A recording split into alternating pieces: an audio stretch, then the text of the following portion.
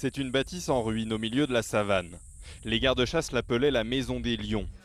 Du temps de la splendeur du parc de Gorongosa, le roi des animaux y prenait ses quartiers. Aujourd'hui, il ne reste que des impacts de balles. Charles Pereira Aranjo était un tout jeune garde-chasse dans les années 70.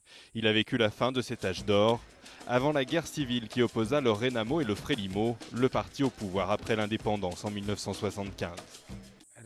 Les hommes du Renamo n'avaient pas assez à manger. Ils sont donc venus ici pour chasser les animaux. Quand le Frelimo est venu et qu'ils ont vu ceux du Renamo, les combats ont commencé ici.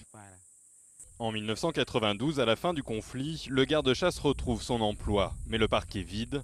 90% des animaux ont disparu. J'étais très choqué quand je suis revenu, car nous faisions nos rondes de surveillance dans le parc et nous ne trouvions rien.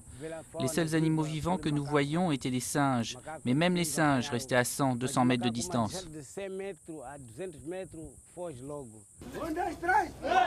Ce jour-là, les équipes du parc procèdent à un échange de buffles.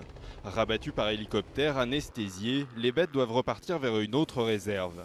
Depuis le début des années 2000 et grâce au dollar d'un milliardaire américain tombé amoureux des lieux, éléphants, hippopotames, buffles font leur réapparition.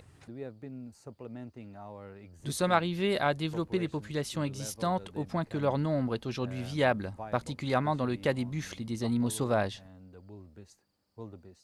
Mais Gorongosa est loin d'être sauvé.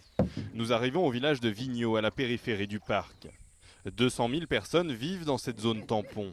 Pour survivre, ils pratiquent le braconnage et coupent les arbres afin de laisser la place à leur culture et construire leur maison. Le fragile écosystème s'en trouve aujourd'hui menacé, même si le chef du village reconnaît l'apport du parc pour sa communauté.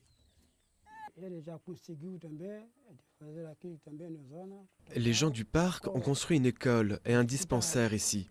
C'est bon pour notre communauté, nous nous sentons vraiment chez nous maintenant.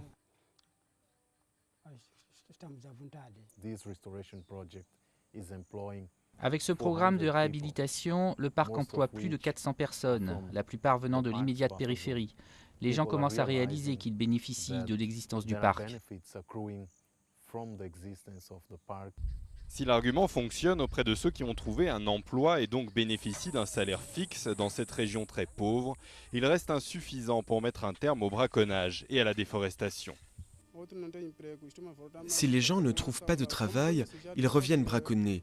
Ils connaissent bien le terrain du parc et donc ils reviennent et continuent de traquer les animaux.